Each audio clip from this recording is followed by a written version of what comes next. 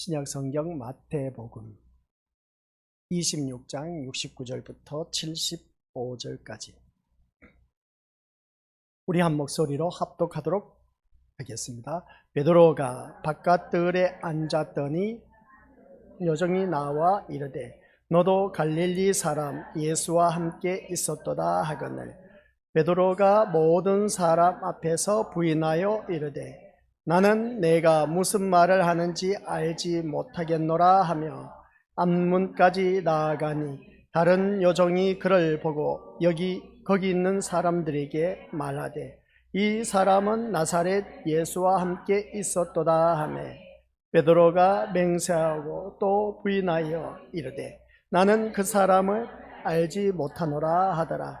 조금 후에 곁에 섰던 사람들이 나와 베드로에게 이르되 너도 진실로 그 도당이라 내 말소리가 너를 표명한다 하거늘 그가 저주하며 맹세하여 이르되 나는 그 사람을 알지 못하노라 하니 곧 닭이 울더라.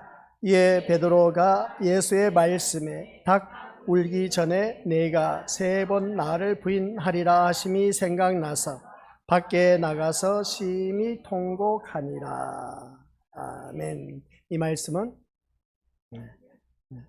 하나님께서 하신 말씀을 통해서 주신 교훈의 제목, 나는 그 사람을 모릅니다. 우리 믿음 생활하면서 같이 우리 주 안에서 한 형제 한 자매로 가였습니다. 우리가 서로를 위해서 기도를 해줄 수 있는 심령들이 되어야 되고, 또한 우리는 그리스도의 몸을 이루고 있는 지체들이다 하는 걸 꼭 기억하시기 바랍니다. 각자에게 주어진 걱정, 근심거리, 문제들이 한두 가지가 아닙니다. 산적해 있는 것이죠. 그렇다고 해서 그것으로 인해서 우리가 신앙생활 포기할 수가 없다는 겁니다. 그럼에도 불구하고 우리는 예수님을 찾고 또 의지의존하고 나아가야 된다라는 것을 꼭 명심하시길 바랍니다.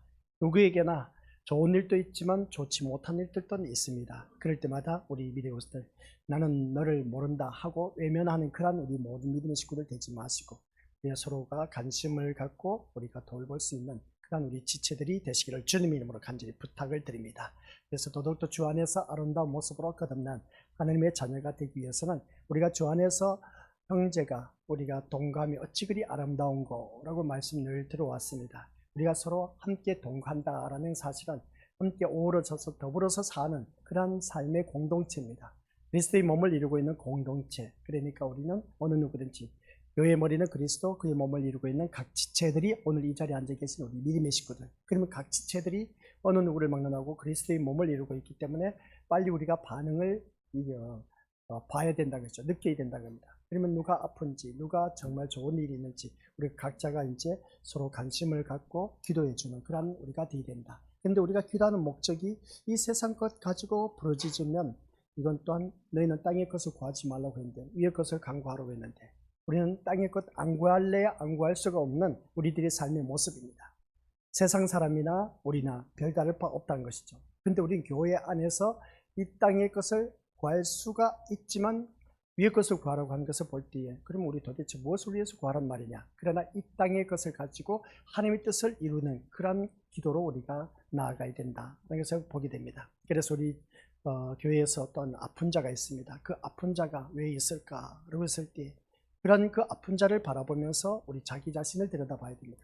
내가 건강함으로, 내 자녀가 건강함으로 더욱더 감사할 수밖에 없습니다. 근데 아픈 자가 있습니다. 내 자녀가 아픕니다. 그러면 우리는 어떻습니까? 아프지 않아서 천만다행이다 고로 생각하지만 아픈 자의 그 고통은 우리 믿음의 식구들 아파본 사람만이 알 수가 있습니다. 그러니까 우리 믿음의 식구들은 서로가 서로를 위해서 기도하되 우리가 이 모든 그 아픈 것이 왜 우리에게 주어졌을까? 그것을 통해서 하나님을 찾아가는 그런 우리가 되었을 때 하나님께서 기뻐하신다는 것을 잊지 마시길 바랍니다.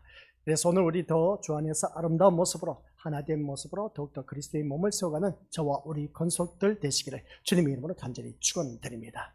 오늘 본문 말씀의 내용은 그렇습니다. 베드로가 이제 예수님께서 십자가에 못 박혀 돌아가시기 전 예수님이 베드로에게 말씀한 것인데 오늘 네가 닭 울기 전에 3번 나를 부인할 것이다 라고 그렇게 말한 것을 보게 됩니다. 그 말씀이 이제 69절에 바라보니까 베드로가 바깥들에 앉아 있었습니다. 그랬더니 한 여종이 와서 말하기를 뭐라 합니까? 너도 갈릴리 사람 예수와 함께 있었다. 이렇게 말하니까 뭐라고 했습니까? 70절 베드로가 극구 부인을 합니다. 그러면서 부인하면서 나는 네가 무슨 말을 하는지 도무지 알지 못하겠다. 그렇게 말한 모습을 보게 됩니다. 이게 첫 번째 베드로의 부인입니다. 그 다음 71절에 가서 보니까 두 번째 또 다른 여종이 베드로에게 와서 말합니다. 네가 예수와 함께 있었다 했더니 72절에 가서 베드로가 또 말을 합니다. 맹세하고 부인하여 나는 그 사람을 알지 못하노라. 그렇게 말한 것을 보게 됩니다. 참 베드로는 수제자였는데 참 부끄러운 모습을 우리에게 말하고 있는 것을 보게 됩니다. 그 다음 또 73절에 뭐라고 합니까? 세 번째입니다. 베드로가 세 번째 부인하는 모습인데 또 그 조금 후에 곁에 섰던 사람들, 앞에서는 우리가 한 여종이 69절에 보니까 그렇고 또 71절은 다른 여종이 또 73절에 가서는 곁에 섰던 사람들이 하면서 어떻습니까? 와서 말하기를 너도 진실로 그 도당이라 내 말소리가 너를 표명한다 하니까 베드로가 또 뭐라고 했느냐? 아주 완강하게 74절 우리 같이 읽어보도록 하죠. 시작. 그가 저주하며 맹세하여 이르되 나는 그 사람을 알지 못하노라 하니 곧 닭이 울더라. 아멘. 이 말씀 보니까 베드로가 세 번째 부인을 한데 저주하며 맹세하여 이르되 하면서 말하고 있는 것을 보게 됩니다. 저주하면서 맹세해서 나는 그 사람을 도무지 알지 못하노라 하니 곧 닭이 울더라 한 모습을 보게 됩니다. 이렇게 베드로가 세 번씩이나 부인하는 모습, 이 부인하는 모습을 바라봤을 때에 그래서 이 부인하는 모습을 통해서 과거의 베드로의 모습을 보자는 것입니다. 과거에도 이미 우리 믿음의 것들 베드로에게 이 말씀을 전했습니다. 전했는데 또 모든 사람들이 너희들 나를 버리고 도망하고 부인할 것이다 라고 했을 때 그때 또 베드로가 뭐라고 했습니까? 모든 사람이 다 버리고 도망간다 할지라도 결코 나는 그렇지 않을 것이다. 호언장담했던 자신감 있게 말을 했던 그 모습을 보게 됩니다. 그런 모습을 바라보았을 때에 우리가 오늘 본문 속에서 말씀 제목이 나옵니다. 나는 그 사람을 모릅니다. 라는 것이 72절에도 나와 있고 그 다음 몇 절에 나와 있습니까? 74절에도 그 사람을 알지 못하노라. 나는 그 사람을 모릅니다. 라고 합니다. 오늘 말씀의 제목입니다. 그래서 베드로가 나는 그 사람을 모릅니다. 야, 어찌 이럴 수가 있을까? 본인이 따르고 믿었던 스승, 그 예수님을 나는 그 사람이라고 합니다. 나는 그 선생님이다. 또 스승이라고 말하지 않고 나는 그 사람을 모릅니다. 라는 이 표현을 하는 것을 베드로의 모습을 통해서 오늘 우리에게 첫 번째 주신 주제가 뭐냐라고 했을 때 믿음과 자신감입니다. 믿음과 자신감의 차이점이 무엇일까? 이게 오늘 우리에게 주신 아주 귀한 교훈입니다. 베드로를 바라봤을 때는 얼마든지 믿음이 있었다라고 표현할 수가 있고 자신감이 있었기 때문에 호언장담도 했다라고 표현할 수가 있음을 보게 됩니다. 그래서 사람에게는 자신감이라는 게 있다라는 것을 보게 됩니다. 그러면 오늘날 많은 용어들이 나오고 있는 것을 보게 됩니다. 자립감, 자존심 그런 것을 말하는 것을 보게 될 때 자존심이 있다, 자립감이 있다 그렇게 말하는 것을 보면 이 사람이 뭔가 스스로 뭔가 할 줄 아는 사람이다. 그렇게 말하는 경우를 바라보게 되는데 우리 믿음의 식구들 이런 자존감, 자립심 그리고 또한 자신감 그 말인 것 같습니다. 그죠? 그런데 오늘 이 말씀을 통해서 보니까 본문 속에서 말하고 있는 이 자신감이라는 게 사람에게 누구에게나 다 있는데 사람마다 정도의 차이에는 차이가 있을 수밖에 없습니다. 또 스스로 잘할 수 있다고 생각되는 부분에 대해서는 자신 있게 누구든지 말하게 되고 일을 하게 됩니다. 그리고 또한 자신감은 자기 확신이라고 할 수가 있는 것을 보게 되는데 이 자신에 대해서 확신을 갖는 것 참 중요한 겁니다. 얼마나 좋은지 모릅니다. 자신에 대해서 누구든지 자기 자신에 대해서 확신을 가져야 되죠. 누가 나를 확신을 가져주겠습니까? 그래서 자신에 대해서 확신을 갖는 것 또한 중요하다는 겁니다. 그런데 많은 사람이 이러한 자기 확신을 믿음으로 생각하는 경우가 참 많이 있다. 그러니까 확신과 믿음은 별개의 관계라는 겁니다. 나는 어느 누구를 만나면 나 확신하건대 하면서 어떻습니까? 자기 믿음의 결벽을 주장하는 것을 우리가 다들 바라보게 됩니다. 그래서 우리가 살아가는 모든 삶 속에서 오늘 이 시간 우리 믿음의 권속들 믿음과 자신감의 차이점이 무엇인지 아주 미묘하게 오곡하고 합니다. 그렇기 때문에 우리 믿음의 권속들께서는 나에게도 자신감도 있어야 되지만 믿음도 있어야 된다. 근데 자신감으로는 우리 권속들 천국 못 갑니다. 아시겠습니까? 믿음으로 우리는 갈 수가 있다는 것이죠. 그래서 우리는 다들 그랬습니다. 이 세상 살다 보니까 할 수 있다라는 자기 확신과 자신감이 곧 믿음이 있는 모습으로 나타나고 있는 것을 보게 되는데 하지만 이것은 믿음에 대한 큰 착각이다. 그래서 우리가 알아야 됩니다. 믿음은 자기 확신이나 자신감이 아닙니다. 우리는 대부분 가르치지 않습니까? 자기 확신이나 자신감이 있으면 그 사람 진짜 믿음 좋아 보인다. 그렇게 표현한 경우가 참 많이 있는데 우리 거기에 대해서는 좀 생각해 봐야 됩니다. 믿음은 자기 확신이나 자신감이 아니다라는 것. 그러니까 자기 확신이나 자신감은 모두가 한결같이 심리적인 현상인데 믿음은 심리적인 것과는 별개의 문제라는 겁니다. 나는 자신감이 있다, 확신이 있다라고 했을 때 그것은 심리적인 현상에서 나오는 것이지, 그러나 믿음은 심리적인 그런 것과는 별개의 관계이다. 이제 드러나죠. 자신감과 우리가 믿음은 차이점이 있다는 것이죠. 그래서 오늘 말씀을 통해서 믿음은 심리적인 것과 별개의 문제라는 걸 꼭 기억하시길 바랍니다. 그런데도 현대교회는 신자들을 뭐라고 했습니까? 믿음만 있다면 모든 것을 할 수 있다라는 말로서 자기 확신에 가두어두려고 하는 것을 보게 됩니다. 믿음만 있다면 모든 것을 다 할 수가 있다. 그래서 성경 말씀이 나 있지 않습니까? 얼마나 멋진 말씀이 있는지 모릅니다. 내게 능력 주시는 자 안에서 내가 모든 것을 할 수 있다 라고 하는 것을 보게 됩니다. 이런 모습을 바라봤을 때 우리 믿음의 모습들, 믿음만 있다면 모든 것을 할 수 있다라는 말로서 자기 확신에 가두어 버리는 그런 경우가 있는데, 할 수 없다는 부정적인 생각을 갖는 것이 믿음이 없다라는 것이라고 하면서 할 수 있다는 긍정적인 생각을 갖고 확신을 두고 외치는 경우가 참 많이 있다. 이런 모습들을 보면 지금의 교회가 성경에서 멀어진 것은 물론이고 하다못해서 기본적인 상식에 부합되는 말조차 들을 수가 없는 상태가 되었음을 말하지 않을 수가 없다는 겁니다. 무슨 말이냐? 믿음은 자신감도 자기 확신도 아니다. 믿음은 뭐라고요? 자신감도 자기 확신도 아니다라는 겁니다. 우리가 그래서 자신감이 끌어 넘친다고 해도 믿음의 길은 자신감으로 갈 수가 없다라는 사실입니다. 그런데 또 불구하고 사람들은 뭐라고 하느냐? 시작. 사람들은 믿음만 있다면 원하는 것은 무엇이든 할 수 있다는 자기 확신에 빠져 있다는 것을 보게 됩니다. 그래서 조금 전에 말씀드렸지 않습니까? 내게 능력 주신 자 안에서 내가 모든 것을 할 수 있다. 그런 그 말씀을 바라봤을 때 우리 벌써 이 말씀을 어떻게 우리가 받아들여야 될 것이냐. 그래서 사람들은 믿음만 있다면 원하는 것은 무엇이든지 할 수 있다는 자기 확신에 빠져 있다. 그런 것을 바라보면 우리 믿음으로부터 이러한 자신감에 실패한 사람이 오늘 본문에 등장한 누구다? 베드로입니다. 베드로. 사람들마다 믿음만은 있다면 원하는 것은 무엇이든지 할 수 있다고 하는데, 그런데 이것을 대표적으로 우리 믿음으로부터 여기에 대해서 잘못된 것임을 보여주고는 인물이 베드로였습니다. 그래서 베드로는 예수님께서 뭐라고 했습니까? 오늘 밤 닭 굴기 전에 뭐라고 했습니까? 네가 나를 3번 부인하리라. 이렇게 말하면서 보게 됩니다. 그러자 베드로는 뭐라고 했습니까? 내가 주와 함께 죽을지언정 주를 부인하지 않겠나이다 라는 넘치는 아주 막 열정적인 그런 자신감을 보였던 것을 보게 됩니다.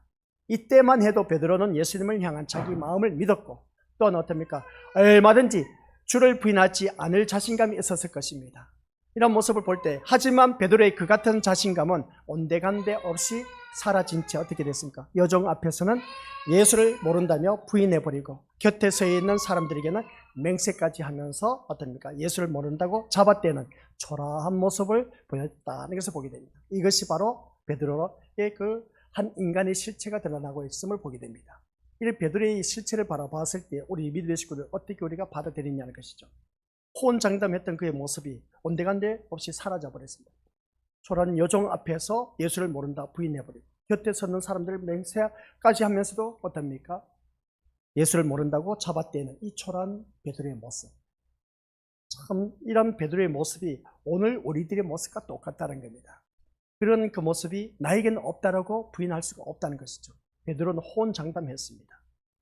그런데 이 말씀을 보니까 내가 주와 함께 죽을지언정 결코 내가 주를 부인하지 않겠다 그렇게 호언장담했지만은 오늘 본문 말씀을 바라보니까 그게 아니었다는 것을 보게 됩니다. 그래서 이 말씀을 통해서 우리 믿음의 모습들, 믿음만 있다면 원하는 것은 무엇인지 할 수 있다라는 자기 확신에 빠져 있는 이러한 신앙생활, 우리 믿음의 모습들, 말씀을 듣고 보면 맞는 것 같기도 한데 또 듣고 보니까 틀린 말씀이라는 것을 베드로를 통해서 우리가 다시 한 번 더 깨닫게 된 겁니다. 더 쉬운 예로 한 예를 들면 그렇습니다. 어떤 목사가 병 고치는 은사가 있습니다. 그래서 기도하면 병이 나는다라고 합니다. 그래서 우리 오늘 같이 기도를 했는데 우리 기도가 합심해서 기도하는 그 능력이 나타나서 우리 아픈 자가 모두 다 깨끗하게 고침받으면 와, 우리 신림교회 대단하다. 그렇게 우리가 또 표현할 수가 있을지 모릅니다. 또 우리가 기도를 목사가 어떻습니까? 기도를 해서 병이 낫다 하면은 병이 낫는 일이 반복되면서 목사에게는 병을 낫게 할 수 있다는 자신감이 생기게 되는 것을 보게 된 겁니다. 기도하면 병이 낫는 일이 반복되면서 마치 병을 낫게 하는 것이 자기의 능력인 것으로 착각하는 그런 일들이 많다는 것이죠. 그래서 마치 자신이 다 고친 것으로 착각하고 내가 낫게 할 수 있다라는 자신감을 느끼게 되는 것을 보게 됩니다. 그래서 목회자들이 그런 것에 자칫 잘못하게 생각하면 거기에 대해서 빠져든 것을 보게 됩니다. 내가 낫게 할 수 있다라는 그 모습을 보게 되는데, 이것을 우리가 믿음이라고 말할 수가 있을까? 내가 낫게 할 수가 있다. 내가 기도해주면 나을 수가 있다. 이렇게 표현한 것을 바라보면 우리 믿음으로서 여기서 과연 내가 기도하여주면 낫게 병이 나을 것이다 라고 했을 때에 이것을 우리가 믿음으로 표현을 해야 될 것인가, 아니면 우리가 어떻게 받아들여야 될 것인가 한번 생각해 보자는 겁니다. 우리가 대부분 그러지 않습니까? 그래서 유명한 목사가 그래서 손만 얹어도 그냥 병이 나. 그러니까 기도해 주는 사람들마다 다 나으니까, 그래서 목회자는 어떤 내가 기도해 주면 다 낫는다는 그 자신감을 갖는 그 모습을 보게 된 것이죠. 그러면 이런 모습 속에서 야, 정말 그 목사님 훌륭하다, 능력이 있다 하면서 어떻습니까? 그러면서 그 목사님을 통해서 우리 그 사람은 정말 우리 그 목사님은 믿음 있는 사람이라고 그렇게 표현할 수가 있을까라고 우리가 한번 생각해 보자는 겁니다. 그래서 오늘 이 말씀을 통해서 자신감은 내가 할 수 있다라는 자기 확신이기 때문에 믿음은 아니라는 겁니다. 다시 말씀드리겠습니다. 자신감은 뭐라고요? 자신감은 내가 할 수 있다라는 자기 확신이기 때문에 믿음은 아닙니다. 우리 다시 더 쉽게 표현하겠습니다. 더 쉽게가 아니라 뭐 쉽게 표현할 것도 없어.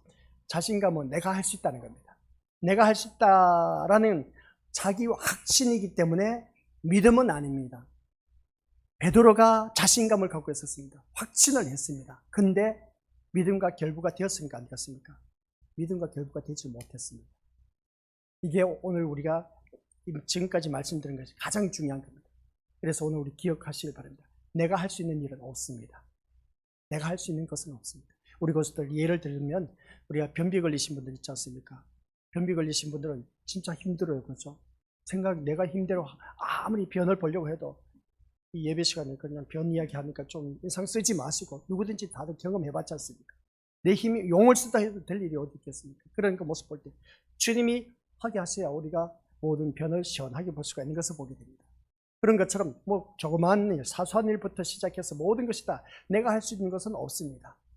내가 할 수 있는 것이 없다라고 하는 것은 아니요, 나는 할 수가 있어요. 나 숨쉬기도 내가 할 수가 있는데, 아니요, 우리 하나님께서 숨을 멈추게 해버리면 숨 쉴 수 있는 사람이 없습니다.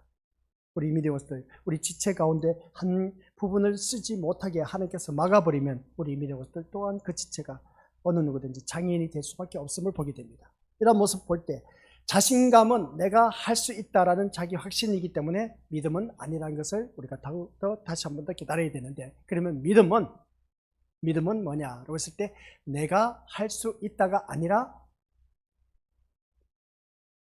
이겁니다. 믿음은 내가 할 수 있다가 아니라 오직 그리스도만이 할 수 있다라는 것을 믿는 것이 믿음입니다. 그래서 믿는 것과 자신감은 엄청난 차이가 있다라는 것입니다. 자신감은 내가 할 수 있다고 하는 겁니다. 근데 믿음은 그게 아닌 겁니다. 믿음은 오직 누구만이 할 수가 있다? 그리스도만이 할 수가 있다는 것. 이걸 우리가 제대로 알아야 됩니다. 모든 문제, 우리가 믿음 생활하면서 내가 뭔가 하려고 하는 그 모습 보게 되는데, 그게 바로 주여 주여 주여 하는 자마다 다 천국에 들어가지 못한다 하는 것을 보게 됩니다. 그게 곧 무엇을 말합니까? 자기 의를 드러내면서 내가 하다 보니까 자기 의가 앞서다 보니까 하나님 나라에 들어가지 못했습니다. 그래서 믿음은 내가 할 수 있다가 아니라 오직 그리스도만이 할 수 있다는 것.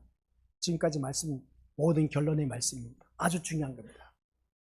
믿음은 내가 할 수 있는 것이 없다는 겁니다. 그러나 우리 것도 믿음은 오직 누구만이 할 수가 있다? 그리스도만이 할 수 있다라는 것을 믿는 것. 이게 바로 우리 것들 믿음이라는 겁니다. 그런데 이 믿음이 어렵다는 것입니다. 자기 확신, 자신감을 다 버리고 예수님이 하신다는 그것을 믿기가 어렵다는 것이죠. 이게 오늘 우리가 믿음 생활하면서 이게 빨리 고쳐지지 않으면은 자꾸만 자아도취에 빠져서 자기 확신과 자기 자신감을 갖는 그런 경우가 참 많이 있음을 보게 됩니다. 오늘 우리가 그래서 어제 우리가 남부시찰 모임이 있었습니다. 모임이 있었는데 정기 모임이 있어서 이제 설교를 제가 맡았습니다. 설교를 맡은 것이 뭐냐고 했을 때에 대제사장과 그리고 어떤 장로들 과연 예수님이 신성 모독을 범했다 해서 중형에 처해서 십자가에 못 박혀 돌아가셔야만 했을까? 예수님이 신성 모독죄라고 대제사장이 그렇게 이제 쐐기를 박았는데 이 대제사장이 예수님을 향해서 신성 모독죄를 고소한 그 모습을 바라보게 되는데 오히려 대제사장이 신성 모독죄를 범했다라고 그 말씀을 이제 반전 시켜서 어떻습니까? 오늘날 종교 지도자들이, 그러면 오늘날 종교 지도자들이 누구 계십니까? 우리 목회자들이 이렇게 신성 모독죄를 범한 경우가 너무나 많이 있다. 라고 우리가 우리 목회자들 앞에서 제가 또 말씀을 전했습니다. 우리가 목회를 하면서 자기 생각으로 모든 일들을 결정 내려서 추진해 가는 경우가 얼마나 많이 있었는지 모릅니다. 우리는 여기에 대해서 하나님 앞에 정말 철저하게 회개를 해야 됩니다. 이게 바로 우리가 신성 모독죄를 범하고 있습니다. 우리는 내 생각을 내세울 것이 아니라 하나님의 생각을 내세우면서 하나님 말씀의 판단 기준에서 모든 결정을 내려가야 됩니다. 근데 우리는 그러지 못하고 지금까지 목회를 오면서 내 생각이면 다 옳은 것으로 생각하고 밀어붙이기 식으로 이거 아니면 안 돼 하면서 강권적으로 그렇게 밀어붙이기 식으로 했다면 그게 바로 신성 모독죄에 속합니다. 지금까지 목회해 오셨다면 회개하셔야 될 겁니다. 또 그렇게 말씀을 전했던 것이죠. 또 한 가지 뭐겠습니까? 우리 또한 살아간 모든 삶 속에서 목회를 하면서 세상 방식 끌어들이는 경우가 얼마나 많이 있었습니까? 우리는 철저하게 하는 방식으로 모든 일들을 이끌어 나가야 되는데 목회한답시고 우리가 세상 방식 이렇게 하면 교회 부흥하겠지 저렇게 하면 부흥하겠지 하면서 우리가 세상 방식 끌어들여서 우리가 얄팍한 수단과 방법으로 또한 자기 생각을 앞세우면서 교회 어떻게 하면 부흥할까 성장시킬까 하면서 이런저런 방식 우리가 세상 방식을 많이 끌어들였지 않습니까? 이것 또한 우리가 철저하게 회개해야 할 부분입니다 라고 하면서 어떻습니까? 우리 이게 바로 신성 모독죄에 속합니다. 그렇게 또 말씀했습니다. 또 한 가지 더 전했습니다. 우리가 말씀을 가지고 이 말씀을 가지고 온전히 하나님의 말씀을 하나님의 말씀으로 전해야 되는데 하나님의 말씀을 가지고 이 거룩한 영의 말씀을 가지고 육적으로 풀고 세상적으로 풀면 이게 바로 우리가 세상 신성 모독죄에 속하고 있습니다. 이게 오늘날 목회자들이 참 많이 횡행하고 있는 것, 윤리도덕적으로 설교를 하고 있고 인간 처세술이나 가르치는 것이 이게 설교가 아닌 겁니다. 지금 당장 듣기에는 설교에 성도들이 듣기는 좋지만은 그거는 하나님께서 기뻐하시는 설교가 아닙니다 라고 그렇게 또한 가감하게 제가 외쳤습니다. 그런 그 말씀을 전했는데 우리가 믿음 생활하면서 그럽니다. 믿음이 과연 무엇인지 제대로 알아야 된다는 거죠. 그래서 믿음은 우리 미국들 십자가 사건을 믿는 것이 믿음이다 라고 했는데 대표적인 것은 누구든지 그렇게 다들 잘 알고 있습니다. 오늘 또한 믿음의 개념은 이 본문 속에서 우리가 다시 한 번 더 깨닫는 것이 뭐냐. 믿음은 내가 할 수가 없다. 믿음은 뭐라고요? 오직 예수 그리스도만이 하실 수 있다는 것을 믿는 사람이 그게 믿음인 거다. 아시겠습니까? 그래서 믿음 생활하면서 내가 할 수가 없어. 내가 할 수가 없지만은 그러나 우리 주님은 하실 수가 있다는 겁니다. 그래서 주님께 온팍 내 모든 것을 맡게 됩니다. 내가 할 수가 없다 보니까 할 수 있는 일이 뭐가 있겠습니까? 기도밖에 있겠습니까? 내 아들이 아픕니다. 주님 어찌하면 좋겠습니까? 내 아들이 이렇게 염증이 생겨서 이거 어떻게 하면 좋을지 모릅니다. 또 우리 본인이 몸이 아픕니다. 몸이 아픈데 이 몸이 아픈 것을 내가 어떻게 할 수가 있겠습니까? 온전히 이 모든 것 주님이 너무나 잘 알고 계시기 때문에 주님만이 이 모든 것을 고칠 수가 있다라는 것. 그래서 주님만이 아시니 주님 내 몸을 어루만져 주옵시고 깨끗하게 고쳐 주옵소서. 그래서 시편 139편 다들 잘 알고 계시죠? 내가 앉고 일어서고 눕는 것 모든 것 이 모든 것을 우리 주님께서는 다 알고 계신다고 했습니다. 그리고 또 머리끝에서부터 발끝까지 내 모든 세포를 이루고 있는 지체의 모든 세포들 우리 주의 책에 다 기록이 되어 있다는 겁니다. 그러면 내 몸을 어느 누구든지 어느 누구보다도 잘 알고 계신 하나님 앞에 아뢰자는 것이죠. 그래서 내가 할 도리는 그거밖에 없어. 누가 대신 할 수가 있는 일이 없다는 겁니다. 그래서 오늘 이 자리에 앉아 계신 우리 귀한 믿음의 권수들께서는 오직 우리 예수님만이 하신다라는 그것만 믿기만 하면은 예수님이 해결해 주십니다. 그걸 믿으셔야 됩니다. 이게 믿어지지 않으면은 우리 이것들 아무리 기도해도 소용이 없다는 것이죠. 그래서 내 마음속에 그게 믿어져 와야 되는 겁니다. 믿어지면은 때가 되면 우리 예수 이 말을 너무나 잘 알고 있습니다. 뭐 때가 되면 그렇게 표현하는데 그 때가 언제냐는 것이죠. 그 때가 다른 것도 없습니다. 내가 온팍 완전히 믿어지면은 그때는 역사합니다. 그때가 되기까지는 많은 갈등이 있어. 내가 이렇게 믿음으로 기도했는데 왜 안 되지? 기도했는데도 왜 내 이 마음이 편하지를 못해? 왜 그러지? 그래서 우리가 믿음의 모습들 뭐라고 했습니까? 기도해서 안 되면 말씀 속에서 또 우리의 키를 찾아야 되지 않습니까? 말씀을 읽어도 또 답을 찾을 수가 없어. 근데 말씀 속에서 분명히 답은 제시해 주었는데도 불구하고 우리 이것이 해결이 되지 않아. 그것은 각자의 믿음의 분량에 따라 달라진다. 그래서 기도와 말씀과 그리고 또한 뭡니까? 믿음으로 말미암아 이 모든 문제를 풀어나가야 된다라고 우리 미리 모습들에게 말씀드렸습니다. 베드로에게 키를 맡겼지 않습니까? 땅에서 메고 푸는 모든 문제 내가 너에게 주겠다. 그게 뭐겠습니까? 기도로, 말씀으로, 그리고 믿음으로 우리가 얼마든지 메고 풀 수가 있다고 했습니다. 이건 다 전적으로 나에게 있다는 것이죠. 그래서 거기에 대해서 우리가 자신감을 갖는다. 이 자신감을 갖는다기보다는 그러면 우리 자신감은 오늘 본문 속에서 말한 것을 보면 내가 할 수 있다는 자기 확신 때문에 이것은 믿음이 아니라고 했습니다. 그러면 이제 믿음의 개념을 뭐라고 했습니까? 믿음은 내가 할 수 있는 것이 아니라 오직 그리스도만이 하실 수 있다는 그 확신이 내 마음에 와닿는 것. 그리할 때에 기도로서 말씀으로서 믿음으로서 얼마든지 모든 문제를 다 풀어나갈 수가 있다는 겁니다. 그래서 우리 인간은 다른 것도 없습니다. 내가 할 수 있는 것이 없다 보니까 그 다음 주제가 뭐냐라고 했을 때 믿음은 인간의 모든 걸 아는 것. 인간은 뭐라고요? 인간의 무능을 아는 것. 능력이 없다는 것을 깨닫는 것입니다. 인간은. 믿음은 이걸 우리가 깨달아야 합니다. 내가 할 수 있는 일이 없어.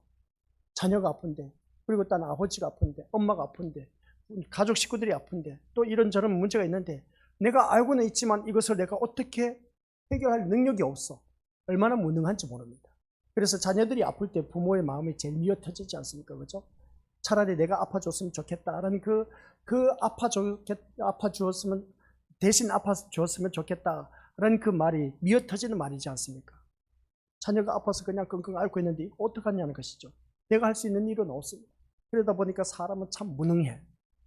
그래서 우리 생명의 주장자, 생사하복, 빈부, 기천, 부귀영화, 흥망성쇠 이 모든 것 주권은 누구에 있다? 우리 하나님께 있다는 것을 알고 있다면 하나님 앞에 온전히 맡길 수 있는 그런 믿음이 나에게 있다면 걱정할 것도 없습니다.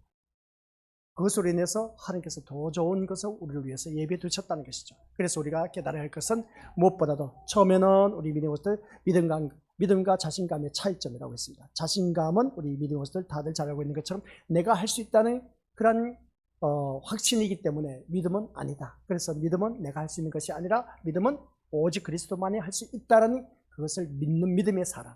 그 사람이 믿음입니다. 믿음 있는 사람이라는 것이죠. 그러면 믿음은 인간의 무능을 아는 것이라고 했습니다. 쉽게 표현하면 제가 말씀드린 우리 다들 잘 알고 계시죠? 뭐라고요? 네 가지 단어. 주제 파악입니다. 주제 파악. 내가 주님 앞에 나왔을 때 나의 무능함을 그대로 고백하는 것이죠. 주님, 내 자녀 내 뱃속으로 나와서 지금까지 키웠지만 내 자녀를 제가 알 수가 없습니다. 주님이 더 잘 아시지 않습니까? 나의 무능함을 주님 너무나 잘 아시지 않습니까? 오늘 주님 이 내 자녀를 주님 앞에 맡기오니 주님께서 맡아주고 하여 주옵소서. 이렇게 기도하면 뭐 더 이상 기도할 게 뭐가 있겠습니까? 그래서 믿음의 현실은 나의 무능력을 아는 것이다. 이걸 꼭 기억하시기 바랍니다. 그래서 믿음의 세계에 더 깊이 들어가면 들어갈수록 어느 누구든지 나의 무능함을 깨닫는 그 심령이 될 때에 우리 여기서 이제 우리 더 말씀 나가기 전에 알아야 할 것이 뭐냐면은 믿음이라는 것이 역사하려면은 우리 것들 과거에 누구든지 이것은 거쳐야 됩니다. 내가 뭔가 하려고 하는 발버둥 치는 모습이 있습니다. 발버둥 치는 모습이 있는데 근데 내가 하려고 해도 이 일이 해결이 안 돼. 이리 해봐도 안 되고 저리 해봐도 안 돼. 이리 치고 저리 치고 해봐도 안 돼. 그래서 이리 치고 저리 치고 만신창이가 되었을 때 이제 드디어 어떻습니까? 나는 아무것도 할 수가 없습니다 라는 그 고백이 나올 때 그때가 진짜 이제 주님을 찾게 되는 겁니다. 그러기 전에는 내가 뭔가 할 수 있다는 자신감 때문에 이렇게 저렇게 해보는 겁니다. 우리 것들 앞으로 사시면서 그런 거 다 내려놓으시기 바랍니다. 믿음은 뭐라고요? 나의 무능함을 깨닫는 것입니다. 나는 아무것도 할 수 없습니다. 그렇다고 해서 손 놓고 모든 걸 다 내려놓고 가만히 있으란 말인가? 아니요. 뭔가 해야 돼. 뭘 해야 되겠습니까? 주님 앞에 나와서 기도하면서 부르짖고 또 하나 어떻습니까? 말씀 묵상하면서 믿음으로 행하는 그 믿음, 그게 있으면 그래서 내게 능력 주시는 자 안에서 내가 모든 것을 하실 수 있다라는 말씀이 나온 것이죠. 근데 아무것도 하지 않고 기도도 하지 않아요. 또 말씀도 보지도 않아요. 또 그렇다고 해서 뭐 기도한 것이 있어요. 뭐 말씀은 뭐 붙잡고 기도를 하든지 말든지 하지. 말씀도 내 심령 속에 없다 보니까 하는 행위라고는 온전히 그냥 사람이 행하는 모습으로 처세술, 인간 처세술로 이렇게 하면 되겠지, 저렇게 하면 되겠지. 내가 내 생각으로 모든 일들을 하다 보니까 뭐 믿음이라고 찾아볼 수가 없어. 다 세상 사람들이 살아가는 방식으로 살아가고 있는 오늘 우리들의 모습입니다. 이제 주보 마지막에 가면 그 내용이 또 나옵니다. 세상 사람들과 똑같은 그런 모습으로 살아가는 그런 우리들의 모습. 근데 이렇게 해보고 저렇게 해보고 아무리 해도 안 돼. 그래서 천부여 의지 없어서 손 들고 주님 앞에 나옵니다. 이 찬송가 가사 나오지 않습니까? 그러면 그 복음성가를 바라보았을 때 내가 할 수 있는 것은 아무것도 없을 때 그때서야 믿음의 역사가 시작됩니다. 나는 할 수 없다라고 이제 모든 것 내려놓고 온전히 주님만 바라보았을 때 그때가 이제 주님이 일을 하십니다. 그전에는 주님이요 가만히 지켜보고 계십니다. 가만히 지켜보고 계세요. 어떻게 하나 하면서 계속 그래서 문제를 하나 던져놓고 주님이 이해가 도대체 뭘 어떻게 하는지 가만히 지켜보고 계신다. 관찰하고 계신다. 그러면 주님이 참 너무하지 않습니까? 아니요. 우리를 양육하고 키우고 그리고 강하게, 강건하게, 돈독하게, 담대하게 키우기 위해서는 우리 주님은 이것저것 많은 시련, 어려움, 환난, 고통, 고초를 겪게 하는 겁니다. 그래서 고난당하는 것이 내게 유익이란 말이 그냥 나온 것이 아닌 겁니다. 그래서 이 문제 한 가지 던져놓고 우리 주님께서 지켜보고 계십니다. 지켜보고 계신데 어떻게 하나 하면서 보고 있는 것이죠. 그래서 보고 있자니 뭔가 자기가 하려고 막 발버둥 치는 모습이 보여요. 주님은 가만히 있어요. 침묵만 하고 계세요. 아무것도 하지 않습니다. 침묵만 하고 계세요. 그래서 나중에 이것저것 다 해봐도 안 될 때에 그때서 이제 주님을 찾는 그 모습 속에서 그때 주님이 뭐야 네가 그렇게 발버둥 쳤지 그랬더니 되느냐 하는 것이었죠. 네가 힘써 해봤더니 그 모든 문제 해결되느냐는 것이죠. 그런 그 모습을 볼 때 그때 이제 주님이 모든 것을 다 내려놓고 주님을 찾을 때 그때 이제 주님께서 믿음의 역사가 이루어지는 겁니다. 이걸 우리가 믿음 생활하면서 깨달으셔야 돼요.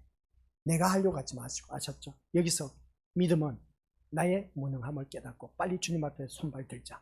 이게 제일 상책입니다.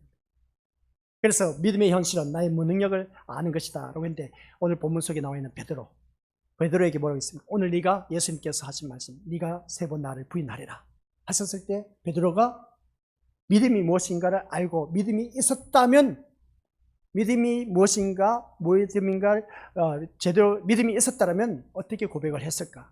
주님, 나는 주를 부인하고 배신할 수밖에 없는 무능한 존재입니다. 나의 무능함을 도와주시옵소서. 그리고 이렇게 고백을 했을 겁니다. 근데 베드로는 그게 아니야. 자신감이 차 있었어. 나는 절대로 주를 부인하고 절대로 결코 부인하지 않을 것이다. 그렇게 호언장담하는 그 모습 보게 됩니다. 내가 주와 함께 죽을지언정 주를 부인하지 않겠다. 호언장담하는 그 모습 보게 됩니다. 아주 의기충천하고 그냥 자신감이 만만했음을 보게 됩니다. 그러나 베드로에게 믿음이 있었다면, 믿음이 무엇인가를 알고 믿음이 있었다면 베드로가 주님 앞에 그랬다. 주님 그렇습니다. 제가 정말 주를 부인하고 배신할 수밖에 없는 이 무능한 존재입니다. 그러나 나의 이 무능함을 도와주시옵소서. 이렇게 베드로가 반응을 했다면 어떻게 되었을까? 라는 생각을 우리 다시 한번 생각해 보자는 것이죠.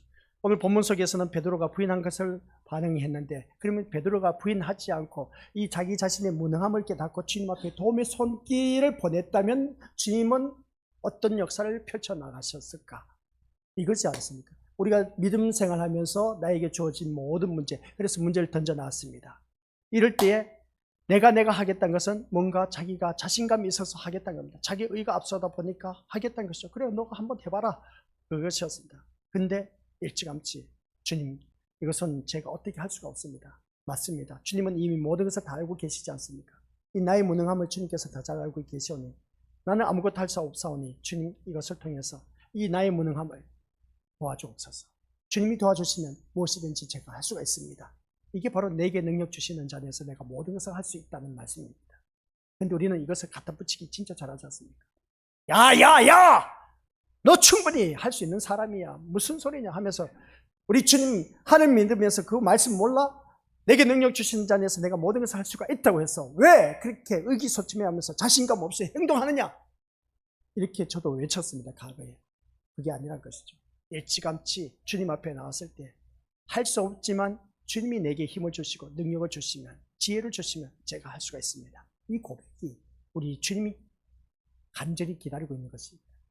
내 마음 중심에서 우러져 나와야 돼. 입에 발린 그런 기도 하지 마시고, 제가 또 오늘 이렇게 말씀드리니까 이제 입에 발린 그 기도가 되면 안 돼. 그래도 입에 발린 기도라도 해 두어도 괜찮아.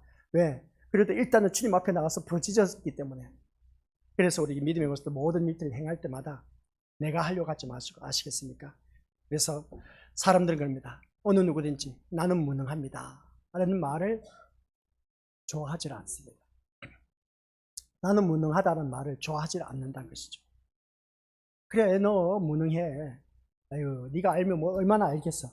나를 비하시키고 비아냥거리고 나를 깎아내린 주위 사람들을 바라봤습니다. 내가 무능하다면 주위 사람들이 나를 깎아내리고 완전 저 밑바닥으로 치부하다 보니까, 그래서 사람들은 나는 무능하다라는 말을 별로 좋아하지 않는다는 것이죠. 말 그대로 무능한 사람이 내뱉는 무능한 말로 생각하기 때문에 그렇습니다. 이들이 생각하는 믿음은 나는 믿음으로 뭐든 할 수 있다라는 자신감과 자기 확신이 넘치는 것을 보게 되는데, 하지만 믿음은 그런 것이 아니다라는 것을 분명히 알아야 되는 겁니다. 그래서 우리가 믿음 생활을 하면서 다시 한 번 더 깨달아야 할 것은, 우리 믿음의 것을 기억하시기 바랍니다. 믿음은 내가 할 수 있는 것은 없습니다. 나는 무능합니다. 아셨죠? 오직 누구만이 하실 수가 있다? 우리 예수님만이 하실 수가 있다라는 사실. 그래서 우리가 생각하는 믿음, 우리가 어느 누구든지 나는 믿음으로 뭐든 할 수 있다라는 자신감과 자기 확신이 넘치는 것을 볼 때, 그러나 믿음은 그런 것이 아니다는 것을 꼭 기억하시기 바랍니다. 이 말씀 듣고 보니까, 아니, 이건 내가 지금까지 알고 있었던 그 믿음인데, 나는 믿음으로 뭐든 할 수 있다.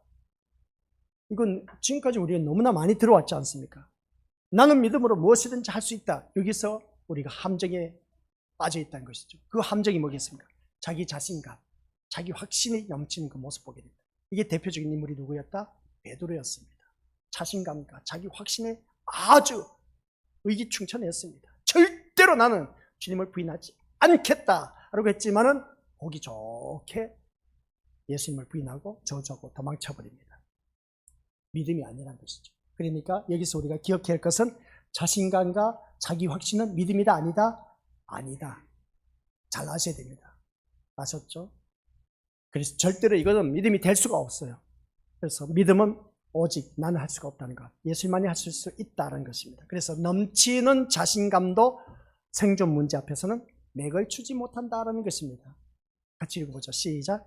넘치는 자신감도 생존 문제 앞에서는 맥을 추지 못한다. 생존 문제가 뭐 있습니까? 내가 살고 죽느냐에 생존 문제가 달려져 있는데, 우리 믿음의 자신감이 소용이 있다 없다? 베드로는 그렇게 자신감이 자기 확신에 가득 찼지만은, 우리 믿음의 생존 문제, 내가 예수 믿는다는 것을 인정하게 되면 똑같이 어떻습니까? 거기에 이제 죽을 지경에 이르게 된 거야. 생존 문제 앞에서는 누구든지 맥을 못 춥니다. 그래서 예수님 붙잡혀 신문 받을 때 사형이 마땅하다는 판결이 내려진 마당에 예수님의 제자인 것, 이것이 발각되면 또한 자신이 어떻습니까? 예수님과 함께 위험에 처할 수 있기 때문에 맹세까지 하면서 모른다고 부인하는 이 베드로의 모습. 이처럼 인간은 생존 문제 앞에서는 한없이 나약해질 수밖에 없다라는 사실입니다. 살고 죽는 문제 앞에서는 우리 믿음의 것들 정말 나약합니다. 맥을 못 춥니다. 그러면 이러한 모습을 바라봤을 때 우리가 어떻게 이걸 극복할 수가 있겠냐는 것이죠. 이 베드로마저도 이렇게 무능해진 그 모습 볼 때, 그래서 오늘 지금까지 말씀드린 것 자세히 정리해 보시기 바랍니다. 자신감, 자기 확신은 우리 믿음이 될 수가 없다라는 사실. 이걸 더욱더 우리가 깨달았다면 우리 믿음의 것들 어느 누구를 막론하고, 다들 그러지 않습니까? 나는 믿음으로 뭐든 할 수 있다고 했지만은, 그러나 이게 자신감과 자기 확신이 넘치는 것이지, 이것을 통해서 믿음은 아니다라는 것. 믿음은 내가 할 수 있는 것은 아무것도 없다는 것을 깨닫는 사람. 아무것도 할 수 없기 때문에 내가 누구를 바라본다? 예수님만 바라볼 수밖에 없다는 것이죠. 예수님이 그걸 원하고 계신 거예요. 예수님이 그걸 원하고 계세요. 너가 할 수 있으면 한번 해봐라는 겁니다. 근데 예수님은 뭘 기다리고 있느냐? 주님, 저 잘 아시지 않습니까? 지금까지 이리저리 다 해봐도 아무것도 할 수 없습니다. 주님 더 잘 아시지 않습니까? 이제 주님 앞에 제가 나와서 부끄럽습니다만, 제가 이제 늦었지만이라고 할지라도 주님은 그걸 그때까지 기다리고 계셨습니다. 주님 앞에 나와서 도움의 요청을 구하는 것. 내가 할 수 있는 것이 아니라는 것이죠. 그걸 우리 주님이 원하고 계신다는 겁니다. 우리 믿음의 것도 믿음 생활하면서 이걸 꼭 기억하시기 바랍니다. 무엇보다도 이제 또 중요한 단어가 나왔습니다. 생존 문제 앞에서는 어느 누구든지 어느 자신감도 자기 확신도 내걸 못 준다 라는 사실. 생존 문제 앞에서는. 근데 있지 않습니까? 자신감과 자기 확신이 의기충천했지만, 확신 차고 자신감이 있었지만 살고 죽느냐에 따라 내가 불리하다 싶으면 백발백중 자기 확신, 자신감 다 바닥칩니다. 도망치고 사라집니다. 오늘 본문 속에 베드로가 나와 있습니다. 그런데 이 믿음이 있지 않습니까? 믿음은 그게 아닌가. 생존 문제 앞에서는, 살고 죽느냐의 문제 앞에서 믿음은 뻔하게 나아갑니다. 믿음은 내가 지금 당장 죽어도 난 걱정할 것도 없다. 왜? 예수님 때문에 난 천국 갈 수 있기 때문에. 모든 것이 다 예수님만이 하실 수가 있기 때문에 내가 죽어도 예수님이 내 모든 생의 문제 다 영생으로 인도하신 분이기 때문에 나는 걱정할 것도 없다는 겁니다. 그래서 여기서 우리가 이제 깨달아야 할 것이 뭐라고요? 자신감과 자기 확신에 처해 있는 사람은 생존 문제 앞에서 내걸 추지 못하지만, 믿음 있는 사람은 생존 문제 앞에서는 걱정 의심할 것이 없다라는 것이었습니다. 이걸 우리가 제대로 아셔야 됩니다. 이 말씀을 듣다 보니까 연로하신 분들은 막 복잡할 거야. 그래도 젊으신 분들은, 그래도 좀 더 젊으신 분들은 말을 이해할 수도, 말씀을 이해할 수도 있고 깨달을 수가 있기도 한데, 그러나 우리 연로하신 분들 깨닫지 못한다 할지라도 다른 것도 없습니다.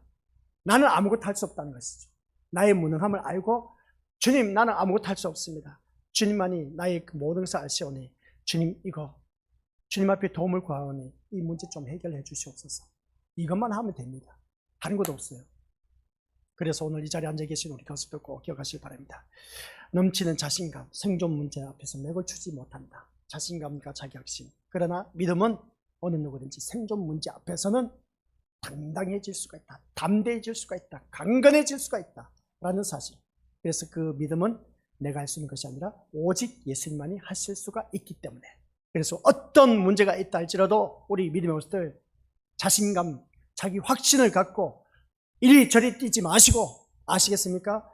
그 모든 문제 일찌감치 주님 앞에 가지고 나와서 히스기야 왕처럼 왕이시여가 아니지, 하나님이시여 하면서 주님 앞에 그 조서를 펼쳐놓고 밤새도록 기도했습니다. 그래 쳐들어오는 적군이 밤새 지들끼리 싸우고 난리 버거질 펴서 다 도망가 버렸어. 물론 우리나라 병사들은 칼 두고 나가 싸우지도 않았어. 예수님이 다 우리 하나님께서 그 기도를 들으시고 다 물리쳐 주셨습니다. 바로 그겁니다. 우리 믿음들. 나는 할 수 있는 것이 아무것도 없다는 겁니다. 히스기야 왕은 일찌감치 조서를 펼쳐놓고 하나님 앞에 한 일이 뭐겠습니까? 뭐냐고요? 기도. 그래서 우리 믿음의 것들, 기도, 내 모든 것을 걱정, 것이 문제 앞에 가지고 나와서 다 펼쳐놓고 그냥 낱낱이 아래면은 하나님께서 역사하신다는 것이죠. 내가 할 수 없는데 하나님 어찌하겠습니까? 하나님 해결해 주셔야 되지 않습니까? 그렇게 우리 주님 앞에 나와서 기도를 하라는 것이죠. 쉬지 말고 기도하라, 범사에 감사하라, 항상 기뻐하라.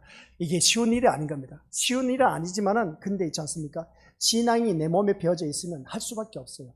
그래 내가 할 수 있는 것은, 쉬지 말고 기도하라는 것은 바로 그겁니다. 내가 할 수 없기 때문에 주님 앞에 나와서 일찌감치 다 내려놓고 그냥 자신에 대해서 무능함을 깨닫고, 주님 나는 이거 진짜 내 힘으로서는 도저히 해결할 수가 없습니다. 주님 앞에 온팍 내려놓고 그냥 사생 결단을 하라는 것이죠. 히스기야 너는 죽을 병에 걸렸다, 이사야 선지자하고 말을 했더니 완전 벽을 향해서 대성통곡하면서 그냥 부르짖고 기도했더니 이사야 선지자가 성 나가기 전에 성 중앙에서 하나님께서 그럽니다. 야 이사야야, 너 다시 돌아가서 히스기야 너 15년 연장된 삶을 살 것이다 말해주라고 했습니다. 그런 그 모습 볼 때 우리 사생 결단을 걸어야 돼. 기도할 때도. 그리하면 우리 하나님께서 모든 문제 다 해결해 주신다는 것이죠. 그렇게 금방 응답 받을 수도 있지만은 아시겠습니까? 응답 받지 못한 경우도 있어요. 그렇다고 해서 실망하지 마시기 바랍니다. 왜? 내가 할 수 없기 때문에 하나님 앞에 기도했다는 것이죠. 기도 왜 하십니까? 내가 할 수 있는 사람은 기도 안 합니다. 나는 할 수 없기 때문에 기도합니다. 기도 안 하는 사람은 교만한 사람이기 때문에 기도 안 하는 겁니다. 겸손한 사람만이 기도할 수가 있습니다. 내가 할 수 있는 사람은 기도 안 하는 겁니다. 잘 들으시길 바랍니다. 기도 안 하신 분들 다들 알고 계시죠? 누구라고 말하지 않습니다. 본인이 더 잘 아실 겁니다. 기도하지 않은 사람은 우리 것들 내가 할 수 있기 때문에 그렇습니다. 그래 해보라는 겁니다. 기도하는 사람은 내가 아무것도 할 수 없기 때문에 무능하기 때문에 기도할 수밖에 없다는 것이죠. 기도 외에는 다른 이유가 없어. 우리 주님께서 말씀했지 않습니까? 그래서 자녀 문제를 놓고도 기도하시고 세상 모든 나에게 얽힌 모든 문제도 주님 앞에 나와서 기도하시고 이런저런 모든 것 다 주님 앞에 가지고 나와서 기도하면 나는 할 수 없지만 주님은 하실 수가 있다는 이 믿음, 이걸 우리가 갖고 있어야 돼. 자신감, 자기 확신, 이거 중요합니다. 살아가면서 자녀들 자존감 키우기 위해서는 얼마든지 자신감을 가져야 된다. 자기 확신에 대해서 자기를 확신을 갖고 세상에 나가서 모든 것을 싸워서 이기게 된다. 참 중요한 겁니다. 그러나 믿음 안에서는 이게 자기 자신감이나 자기 확신은 믿음이 될 수가 없습니다. 믿음은 뭐라고요? 내가 할 수 있는 것이 아니라 믿음은 오직 예수 그리스도만이 하실 수가 있다는 것.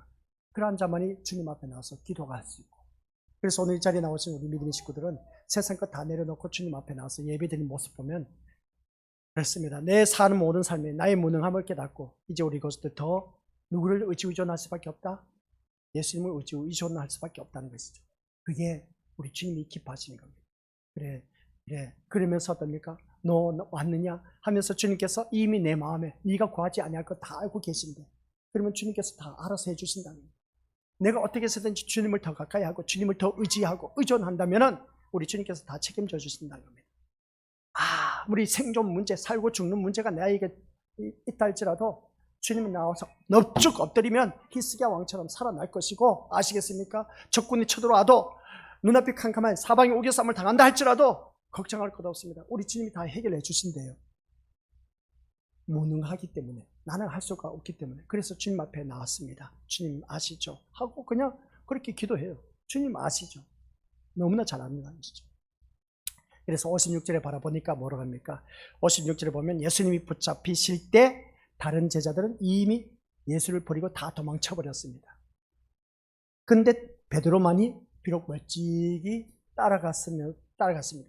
예수를 따라가면서 대제사장의 집들에 가서까지 하인들과 함께 앉아 있었습니다. 다른 제자들은 다 도망가 버렸는데 그래도 베드로는 수제자인가 봐.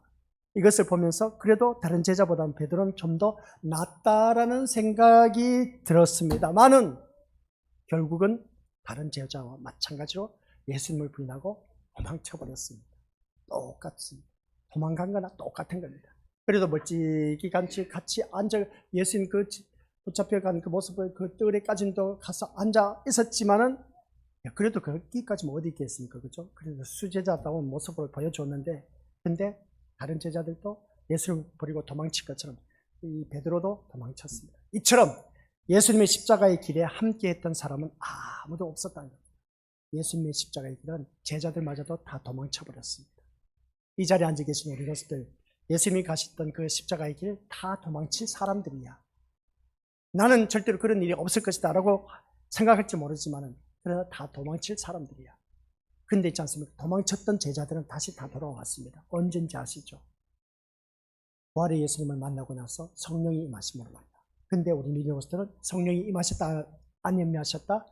임하셨기 때문에 도망은 안 갈 거야. 이제 도망은 안 갈 거야. 도망하는데, 그런데 주님이 홀로 가신 이 십자가의 길, 그래서 예수님 홀로 외롭게 고난과 죽음의 십자가의 길을 가셨는데 그 홀로 주님이 가신 그 길, 주님 힘드시죠? 하면서 주님 앞에 나온 우리들이 되었을 때에 그때 주님이 나를 돕고 계신다는 사실 아셨죠? 그래서 우리 건설들 오늘 이 시간 다시 한 번 더 다른 것 생각하지 마시고, 이 예수님의 십자가의 길에 함께 했던 자는 아무도 없었습니다.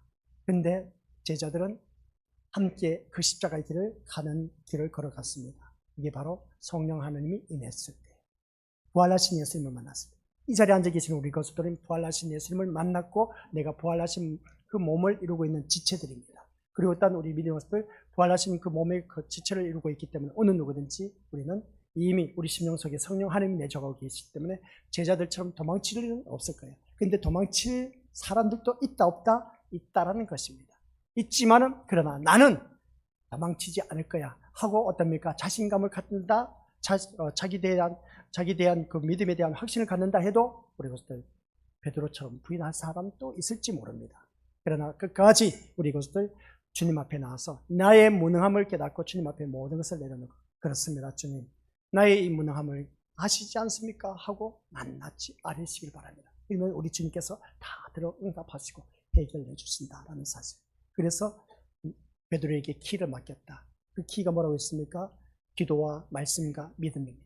이 세 가지를 가지고 처음에 기도해도 안 된다, 말씀을 보시기 바랍니다. 말씀 속에서도 안 된다, 그럼 말씀을 붙잡고 믿음으로 나아가면 모든 문제 메고 풀 수가 있다. 아셨죠? 그래서 승리하시길 바랍니다. 아버지 하나님 은혜 감사드립니다. 나는 그 사람을 모릅니다. 베드로가 3번씩이나 부인을 했습니다. 그러나 오늘 이 자리에 머리 숙인 귀한 믿음의 심령들은 성령 하나님이 임재하고 계시기에 주님을 부인할 자가 아무도 없으리라 믿습니다. 또한 주님 앞에 나온 우리들의 믿음의 모습은 아버지 하나님, 자기 확신이나 자신감이 있는 것이 바로 믿음이 있는 것이 아니라, 내가 할 수 있는 것이 믿음이 아니라, 주님 나는 아무것도 할 수 없습니다. 나는 무능합니다. 오직 예수님만이 모든 것을 하실 수가 있습니다 라는 그 믿음의 고백이 나온 사람만이 참된 믿음의 반열에 들어설 수 있다는 것. 그래서 전적으로 주님 앞에 모든 것을 온팍 맡기고 의지의존할 수 있는 믿음으로 거듭나서 더욱더 우리 주님 앞에 서는 그날까지 승리하며 내 주 예수 모신 것이 그 어디나 하늘나라가 되는 그 천국의 기쁨을 누릴 수 있는 아버지 하나님 자녀 되게 하옵소서. 이제 모든 예배 마치고 집으로 돌아가는 발걸음이 있습니다. 주님 천군 천사를 보내어 주시사 신변 안전 보호를 받아 누리게 하옵시고, 나는 아무것도 할 수 없사오니 주님께서 친히 우리 귀한 믿음의 심령들 함께하여 주셔서 아버지 하나님께서 기뻐하시는 선한 길로 걸어갈 수 있도록 인도하여 주옵소서. 하늘문을 여시고 하늘에 속한 신령한 복을 다 받아 누리게 하옵소서. 성령 충만한 가운데 기름 부어 주옵시고, 그 기름 부음을 받은 우리 귀한 믿음의 심령들 늘 기쁨과 즐거움 속에서 우리 주님 함께하는 삶, 그 어디나 천국의 복된 삶 누리게 하옵소서. 예수님의 이름으로 기도드립니다. 아멘.